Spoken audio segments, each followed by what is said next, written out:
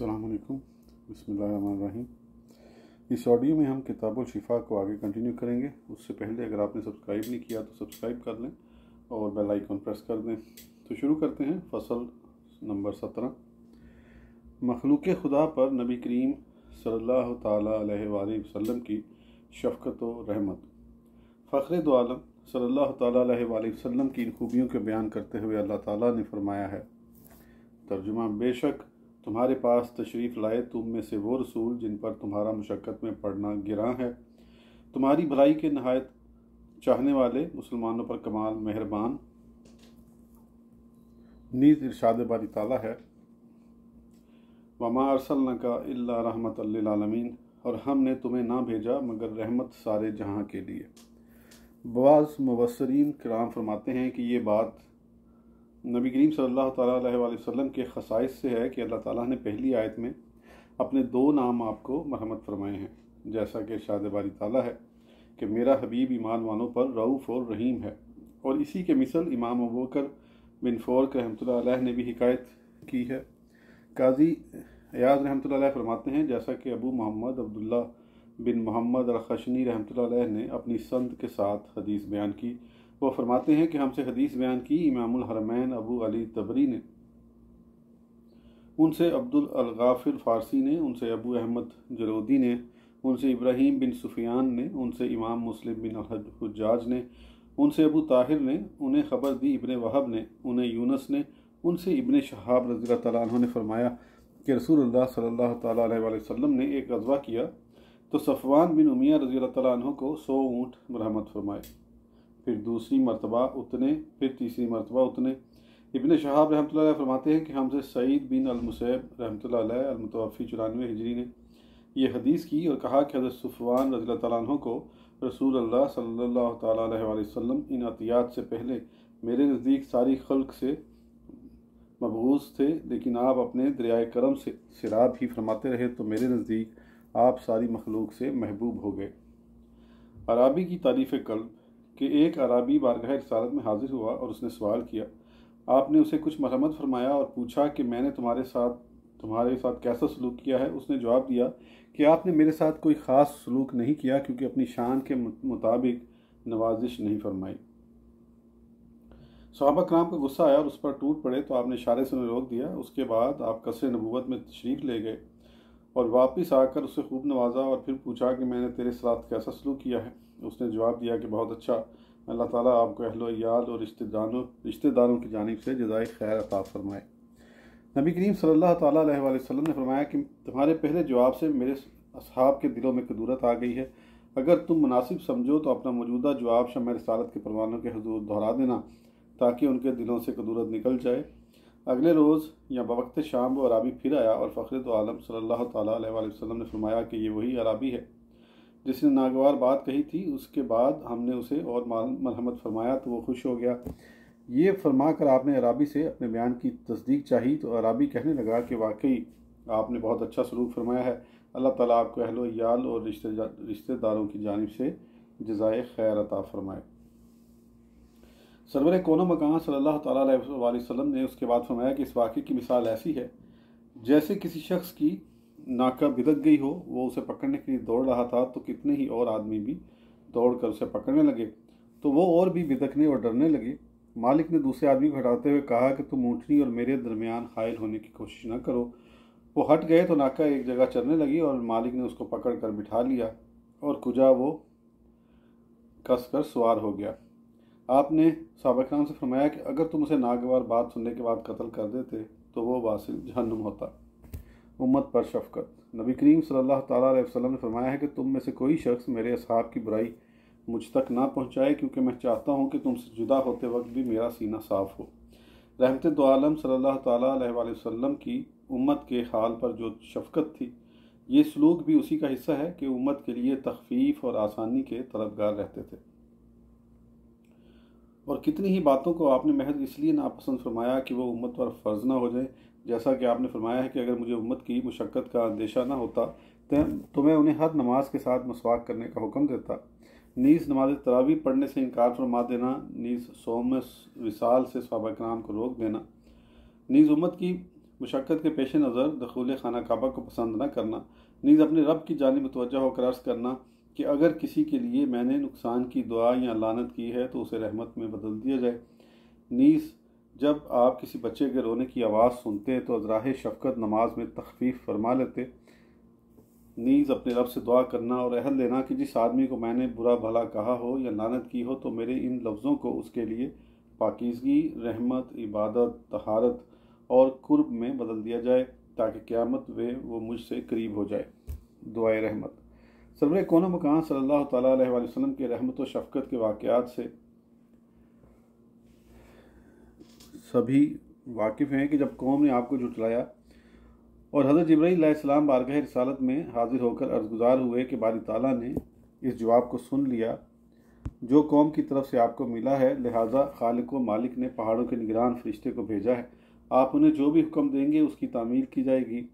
ملک جبال نے بارگاہ رسالت میں عرض کی کہ یا رسول اللہ، اگر آپ حکم فرمائیں تو میں فلاں پہاڑ کو اٹھا کر کافران قریش پر رکھ دوں۔ سب کچھ سماعت فرمانے پر اس مجسمہ رحمت نے صفحات تاریخ عالم پر یہ عظیم الشان فیصلہ ثبت فرمایا کہ اللہ تعالیٰ ان کی نسلوں سے ایسے افراد پیدا فرمائے گا جو کسی کو خدا کا شریک نہیں ٹھہرائیں گے اور صرف ایک ہی خدائے بزرگ و برتر کی عبادت کریں گے۔ میں ان کے بارے میں پر امید ہوں۔ ابن المکندر رضی اللہ تعالیٰ عنہ سے روایت ہے کہ حضرت روح الامین علیہ السلام نے بارگاہ رسالت میں عرض کی تھی کہ اللہ تعالیٰ نے آسمانوں، زمینوں اور پہاڑوں کو آپ کی اطاعت کا حکم دے دیا ہے، لہذا آپ جو حکم بھی فرمائیں گے یہ سر تسلیم خم کر کے اس کی تعمیل کریں گے۔ آپ نے فرمایا میں دور رس نتائج کے پیش نظر عذاب میں تاخیر چاہتا ہوں، ممکن ہے اللہ تعالیٰ کا کرم ہو اور انہیں توبہ کی توفیق میسر آ جائے۔ اونٹ سے نرمی۔ حضرت عبداللہ بن مسعود رضی اللہ تعالیٰ عنہ متوفی 32 ہجری فرماتے ہیں کہ رسول اللہ صلی اللہ تعالیٰ علیہ وآلہ وسلم ہماری پریشانیاں دور کرنے کی خاطر گاہے بگاہے دلجوئی فرماتے رہتے تھے۔ حضرت عائشہ صدیقہ رضی اللہ تعالیٰ عنہ سے روایت ہے کہ ایک روز میں ایسے اونٹ پر تھی جو مجھے تنگ کر رہا تھا تو میں نے اسے ادھر ادھر دوڑانا شروع کر دیا۔ نبی کریم صلی اللہ تعالیٰ علیہ وسلم نے فرمایا کہ نرمی اختیار کرو۔ فصل 18 حسن عہد اور صلہ رحمی۔ قاضی ایاز رحمۃ اللہ تعالیٰ علیہ فرماتے ہیں کہ ہم سے قاضی ابو عامر محمد بن اسماعیل رحمۃ اللہ علیہ نے اپنی سند کے ساتھ حدیث بیان کی ہے کہ ان سے حدیث بیان کی ابو بکر محمد بن محمد نے، ان سے ابو اسحاق جبال نے، ان سے ابو محمد بن النحاس نے، ان سے ابن العرابی نے، ان سے امام ابو داود نے، ان سے محمد بن یحییٰ نے، ان سے محمد بن سنان نے، ان سے ابراہیم بن تہمان نے، انہوں نے بدیل سے، انہوں نے عبد الکریم بن عبداللہ سے، انہوں نے ابن شفیق سے، انہوں نے اپنے باپ سے اور انہوں نے عبداللہ بن ابی حمزہ رضی اللہ تعالیٰ عنہ روایت کی کہ میں نے اعلان نبوت سے پہلے نبی کریم صلی اللہ تعالیٰ علیہ وسلم کے ساتھ ایک سودا کیا تھا۔ آپ کا کچھ مال میرے ذمہ باقی رہ گیا تو میں نے وعدہ کیا کہ میں ابھی لے کر حاضر خدمت ہوتا ہوں، آپ اسی جگہ تشریف رکھیں۔ میں گھر جا کر اپنے وعدے کو بھول گیا اور تیسرے روز مجھے یاد آیا تو مال لے کر آپ کی جانب چل پڑا، دیکھا تو آپ اسی جگہ کھڑے انتظار فرما رہے تھے۔ آپ نے فرمایا اے نوجوان، تم نے مجھے تکلیف دی ہے کیونکہ میں 3 دن سے اسی جگہ تمہارا انتظار کرتا رہا ہوں۔ حضرت انس رضی اللہ تعالیٰ عنہ سے روایت ہے کہ رسول اللہ صلی اللہ تعالیٰ علیہ وآلہ وسلم کی خدمت اقدس میں جب ہدیہ پیش کیا جاتا تو آپ فرماتے اسے فلاں عورت کے گھر پہنچا دو کیونکہ وہ خدیجہ رضی اللہ تعالیٰ عنہا کی سہیلی ہے اور ان سے محبت کیا کرتی تھی۔ ام المومنین حضرت عائشہ صدیقہ رضی اللہ تعالیٰ عنہ فرماتی ہیں کہ جتنا غبطہ میں ام المومنین حضرت خدیجہ رضی اللہ تعالیٰ عنہ پر کیا کرتی اتنا کسی دوسری عورت پر نہیں کیا، کیونکہ میں سنتی تھی کہ حبیب پروردگار صلی اللہ تعالیٰ علیہ وسلم اکثر انہیں یاد فرماتے۔ آپ بکری ذبح کرتے تو ان کی سہیلیوں کے لیے ہدیہ بھیجتے۔ حضرت خدیجہ رضی اللہ تعالیٰ عنہ کی ہمشیرہ نے ایک دفعہ دروازے پر آ کر اندر آنے کی اجازت طلب کرنے لگی تو آواز سن کر آپ بہت خوش ہوئے اور ان کی جانب لپکے۔ اسی طرح ایک عورت بارگاہ رسالت میں حاضر ہوئی تو آپ نے بطریق احسن اس کا حال دریافت کیا اور دلجوئی فرمائی۔ جب وہ چلی گئی تو آپ نے فرمایا کہ یہ عورت حضرت خدیجہ رضی اللہ تعالیٰ عنہ کے پاس آیا کرتی تھی اور فرمایا کہ حسن عہد ایمان کی نشانی ہے۔ بعض سلف صالحین نے توصیف مصطفیٰ میں فرمایا ہے کہ آپ سب کے ساتھ صلہ رحمی فرماتے تھے لیکن فضیلت کا لحاظ بھی فرماتے تھے۔ ایک مرتبہ رسول اللہ صلی اللہ تعالیٰ علیہ وآلہ وسلم نے اپنی نواسی یعنی امالہ بنت زیب رضی اللہ تعالیٰ عنہما کو گود میں اٹھا کر نماز پڑھی۔ جب آپ سجدے میں جاتے تو انہیں اتار دیتے اور جب قیام فرماتے تو اٹھا لیتے۔ شاہ حبشہ کے وفد سے حسن سلوک۔ حضرت قتادہ رحمۃ اللہ علیہ کا بیان ہے کہ نجاشی شاہ حبشہ کا وفد بارگاہ رسالت مآب میں حاضر ہوا تو آپ نے خود ان کی خاطر مدارت فرمائی۔ صحابہ کرام رضوان اللہ تعالیٰ علیہ مجمعین عرض گزار ہوئے کہ یا رسول اللہ، خدمت کے لیے آپ کے غلام کافی ہیں۔ رحمت دو عالم صلی اللہ تعالیٰ علیہ وسلم نے فرمایا کہ ان لوگوں نے اپنے ملک میں ہمارے ساتھیوں کا شایان شان خیر مقدم کیا تھا، میں اس احسان کا بدلہ چکانا چاہتا ہوں۔ قبیلہ خوازن کے قیدیوں میں آپ کی رضائی بہن شیمہ بھی تھی۔ جب آپ نے انہیں دیکھا تو ان کے لیے اپنی چادر بچھا دی۔ اس کے بعد زبان حق ترجمان سے فرمایا کہ اگر تم ہمارے پاس رہنا چاہو تو پورے اعزاز و اکرام کے ساتھ رکھا جائے گا، اور اگر واپس اپنے قبیلے میں جانا چاہو تو اپنے ساز و سامان سمیت واپس جا سکتی ہو۔ انہوں نے اپنی قوم میں واپس جانا پسند کیا تو آپ نے کافی سامان اور مال و دولت دے کر انہیں واپس بھیج دیا۔ حضرت ابو طفیل رضی اللہ تعالیٰ عنہ فرماتے ہیں کہ میں نے اپنے بچپن کے دنوں میں دیکھا کہ رسول اللہ صلی اللہ تعالیٰ علیہ وآلہ وسلم کے پاس ایک عورت آئی۔ جب قریب ہوئی تو آپ نے اس کے لیے اپنی چادر بچھا دی۔ وہ بیٹھ گئی تو میں نے دوسروں سے پوچھا کہ یہ کون ہے؟ صحابہ کرام نے فرمایا کہ یہ رسول اللہ صلی اللہ تعالیٰ علیہ وآلہ وسلم کی ایک رضائی والدہ ہیں۔ عمر بن صائب رضی اللہ تعالیٰ عنہ عنایت فرماتے ہیں، روایت کرتے ہیں کہ سرور کون و مکان صلی اللہ تعالیٰ تشریف فرما تھے کہ آپ کا ایک رضائی باپ آ گیا۔ آپ نے ان کے لیے کپڑا بچھا دیا جس پر وہ بیٹھ گئے۔ اس کے بعد رضائی والدہ آ گئیں تو اس کے لیے کپڑے کا دوسرا حصہ پھیلا دیا جس پر وہ بیٹھ گئیں۔ اس کے بعد آپ کا رضائی بھائی آ گیا تو رسول اکرم صلی اللہ تعالیٰ علیہ وسلم کھڑے ہو گئے اور ان کو اپنے سامنے بٹھا لیا۔ اسی طرح حبیب خدا صلی اللہ تعالیٰ علیہ وسلم اپنی رضائی والدہ صوبیہ کے لیے پہننے کے لیے کپڑے بھیجا کرتے تھے جن میں ابو لہب نے آزاد کر دیا تھا۔ جب وہ فوت ہو گئی تو آپ نے ان کے قریبی رشتہ داروں کے متعلق دریافت کیا تو معلوم ہوا کہ ان کا کوئی قریبی رشتہ دار نہیں ہے۔ حضرت ام المومنین خدیجہ الکبریٰ رضی اللہ تعالیٰ عنہا نے سور کون و مکان صلی اللہ تعالیٰ علیہ وآلہ وسلم کو تسلی دیتے ہوئے کہا تھا کہ آپ مطمئن رہیں، اللہ تعالیٰ آپ کو کبھی رسوا نہیں ہونے دے گا، کیونکہ آپ صلہ رحمی کرتے، عاجزوں کے سر کا بوجھ ہلکا کرتے ہیں، غربا کو مال و دولت مرحمت فرماتے، مہمان نوازی کرتے اور حقوق اللہ میں لوگوں کی مدد فرماتے رہتے ہیں۔ فصل 19 نبی کریم صلی اللہ تعالیٰ علیہ وآلہ وسلم کی تواضع۔ معلوم ہونا چاہیے کہ المنصب اور رفعت مرتبے کے باوجود سرور کون و مکان صلی اللہ تعالیٰ علیہ وآلہ وسلم تمام لوگوں سے زیادہ متواضع تھے اور تکبر کا آپ کے نزدیک سے بھی گزر نہیں ہوتا تھا۔ اس سلسلے میں طالب حقیقت کے لیے یہی دلیل کافی ہے کہ اللہ تعالیٰ نے آپ کو یہ اختیار دیا تھا کہ نبی بادشاہ بننا چاہتے ہیں یا نبی عبد، تو آپ نے نبی عبد بننا پسند فرمایا تھا۔ حضرت اسرافیل علیہ السلام نے اس وقت بارگاہ رسالت میں عرض کرتے ہوئے مزردہ سنایا تھا کہ آپ کی اس تواضع کے باعث اللہ تعالیٰ نے یہ فیصلہ فرما دیا ہے کہ بروز قیامت آپ جملہ بنی آدم کے سردار ہوں گے، سب سے پہلے آپ قبر انور سے باہر تشریف لائیں گے اور گناہ گاروں کی سب سے پہلے شفاعت آپ ہی فرمائیں گے۔ امام قاضی ایاز رحمۃ اللہ علیہ فرماتے ہیں کہ ہم سے فقی ابو الولید بن الاواد رحمۃ اللہ علیہ نے کرتبہ میں اپنے دولت خانے پر 57 ہجری میں اپنی سند کے ساتھ حدیث بیان کی۔ وہ فرماتے تھے کہ ان سے حدیث بیان کی حافظ ابو علی نے، ان سے ابو عمر نے، ان سے ابن عبد المومن نے، ان سے داسا نے، ان سے امام ابو داؤد نے، ان سے ابو بکر بن ابی شیبہ نے، ان سے عبداللہ بن نمیر نے، انہوں نے مسار سے، انہوں نے ابی الابس سے، انہوں نے ابی مرزود سے، اور انہوں نے ابی غالب سے، اور انہوں نے ابی امامہ رضی اللہ تعالیٰ عنہ سے روایت کی کہ ایک دفعہ رسول اللہ صلی اللہ تعالیٰ علیہ وآلہ وسلم عصائے مبارک پر ٹیک لگائے ہوئے ہمارے پاس تشریف فرما ہوئے۔ ہم تعظیم بجا لانے کی خاطر کھڑے ہو گئے تو فرمایا، اجمیوں کی طرح کھڑے مت ہوا کرو جو آپس میں ایک دوسرے کی حد سے بڑھ کر تعظیم کیا کرتے ہیں۔ اس کے ساتھ ہی فرمایا کہ میں بھی اللہ تعالیٰ کا ایک بندہ ہوں، جس طرح دوسرے بندے کھاتے ہیں اس طرح میں بھی کھاتا ہوں، اور جس طرح دوسرے بیٹھتے ہیں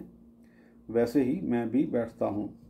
نبی کریم صلی اللہ تعالیٰ علیہ وآلہ وسلم گدھے پر سواری بھی فرما لیا کرتے تھے اور اپنے ساتھ سواری پر دوسرے کو بھی بٹھا لیا کرتے تھے، مساکین کی تیمارداری کرتے اور غریبوں کی مجلس میں بیٹھ جاتے تھے، غلاموں کی دعوت بھی قبول فرما لیتے اور اپنے اصحاب سے اکثر مجالس رکھتے تھے، اور مجلس میں ان کے درمیان جہاں جگہ ملتی آپ اس جگہ بیٹھنے میں کوئی عار محسوس نہیں فرماتے تھے۔ حضرت عمر فاروق رضی اللہ تعالیٰ عنہ سے روایت ہے کہ رسول اللہ تعالیٰ علیہ وآلہ وسلم نے فرمایا میری تعریف میں اس قدر مبالغہ نہ کرنا جتنا عیسیٰ علیہ السلام کی شان میں نصارہ نے کیا، یعنی مجھے خدا یا خدا کا بیٹا نہ کہنا، میں تو خدا کا بندہ ہوں، میرے متعلق یہی کہنا کہ وہ اللہ تعالیٰ کے بندے اور اس کے رسول ہیں۔ حضرت انس رضی اللہ تعالیٰ عنہ سے روایت ہے کہ ایک کم عقل عورت بارگاہ رسالت میں حاضر ہوئی اور کہنے لگی کہ مجھے آپ سے ایک کام ہے۔ آپ نے فرمایا اے فلاں کی والدہ بیٹھ جاؤ، مدینہ منورہ میں جہاں بھی تمہارا کام ہوگا میں اسے کروں گا انشاءاللہ تعالیٰ۔ جب تک اس عورت کی حاجت پوری نہ ہوئی وہ بیٹھی رہی اور اس وقت تک رسول اللہ صلی اللہ تعالیٰ علیہ وآلہ وسلم بھی اسی جگہ رہے۔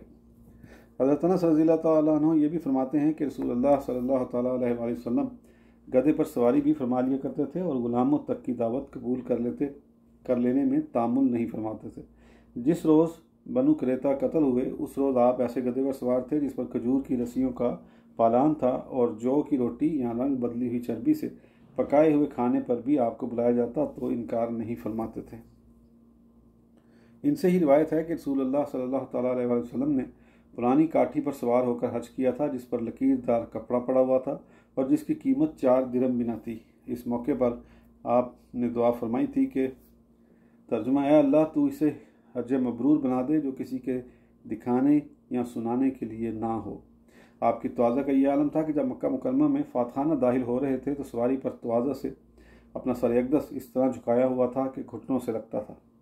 قربان جائیں آپ کی تواضع کے، جبکہ فرمایا کہ مجھے یونس بن متی علیہ السلام پر فضیلت نہ دو اور انبیاء کرام علیہ السلام میں سے ایک کو دوسرے پر فضیلت نہ دیا کرو اور مجھے موسیٰ علیہ السلام سے نہ بڑھاؤ، ابراہیم علیہ السلام سے ہم شک کے زیادہ حقدار ہیں۔ نیز فرمایا کہ جتنی تکالیف یوسف علیہ السلام کو زندان میں اٹھانی پڑی اگر میں ان سے دوچار ہوتا تو دائی اجل کو لبیک کیا اٹھتا۔ ایک شخص نے مخاطبے کے وقت آپ کے لیے خیر البریہ کا لفظ استعمال کیا تو آپ نے فرمایا کہ اس کے مصداق حضرت ابراہیم علیہ السلام ہیں۔ آپ کے یہ جملہ ارشادات تواضع کے طور پہ ہیں، ورنہ یہ تو یقینی بات ہے کہ آپ تمام انبیاء کرام علیہ السلام سے افضل ہیں۔ حضرت عائشہ صدیقہ، حسن، ابو سعید خدری اور کتنے ہی صحابہ کرام رضوان اللہ تعالیٰ علیہم اجمعین کی روایت میں آپ کی افضلیت مذکور ہے۔ بعض صحابہ کرام کی مرویات میں آپ کی تواضع کے بارے میں یہ بھی ہے کہ آپ گھریلو کاموں میں بھی مشغول ہو جاتے تھے، اپنے کپڑے صاف کر لیتے، بکری دھوتے، کپڑوں کو پیمن لگا لیتے، نالین مبارک کی مرمت کر لیتے، اپنے ذاتی کام کرتے، گھر کا انتظام کرتے، اونٹ خود باندھتے، اونٹوں کے آگے چارہ ڈال دیتے، غلام کے ساتھ بیٹھ کر کھانا تناول فرما لیتے، بلکہ اس کے ساتھ آٹا گوندھ لیتے اور بازار سے اپنا سودا سلف خود اٹھا لاتے تھے۔ حضرت انس رضی اللہ تعالیٰ عنہ سے مروی ہے کہ اہل مدینہ کی لونڈیوں میں سے اگر کوئی آپ سے اعانت کی طلبگار ہوتی تو آپ اس کی اعانت فرماتے، جہاں وہ لے جانا چاہتی وہاں تشریف لے جاتے اور اس کی حاجت پوری کر کے لوٹتے۔ ایک شخص بارگاہ رسالت میں حاضر ہوا تو اس پر لرزہ طاری ہو گیا۔ رحمت دو عالم صلی اللہ تعالیٰ علیہ وآلہ وسلم نے فرمایا کہ خاطر جمع رکھو، میں کوئی دنیاوی بادشاہ تو نہیں ہوں، میں تو ایک قریشی عورت کا بیٹا ہوں جو خشک گوشت کھایا کرتی تھی۔ حضرت ابو ہریرہ رضی اللہ تعالیٰ عنہ سے روایت ہے کہ میں رسول اللہ صلی اللہ تعالیٰ علیہ وآلہ وسلم کے ہمراہ بازار گیا۔ آپ نے شلوار کے لیے کپڑا خریدا، رقم گننے والے سے فرمایا کہ قیمت ادا کر دو، بلکہ کچھ زیادہ دے دو۔ حضرت ابو ہریرہ رضی اللہ تعالیٰ عنہ نے یہ سارا واقعہ بیان کر کے فرمایا وہ دکاندار رسول کریم علیہ السلام کے دست کرم کو بوسہ دینے کے لیے لبکا تو آپ نے ہاتھ مبارک پیچھے ہٹاتے ہوئے فرمایا کہ یہ اہل عجم کا وطیرہ ہے، وہی اپنے بادشاہوں کی ایسی تعظیم کرتے تھے، میں کوئی بادشاہ تو نہیں ہوں بلکہ میں تم میں سے ایک فرد ہوں۔ اس کے بعد آپ نے کپڑا اٹھا لیا، میں اٹھانے کے لیے آگے بڑھا تو آپ نے ارشاد فرمایا مالک اپنی چیز کو اٹھانے کا زیادہ حقدار ہے۔ اس آڈیو کے لیے اتنا ہی، پھر انشاءاللہ اگلی آڈیو میں آگے کنٹینیو کریں گے۔ اس وقت تک کے لیے اجازت دیجیے، سبسکرائب کرنا نہ بھولیں۔ اللہ حافظ۔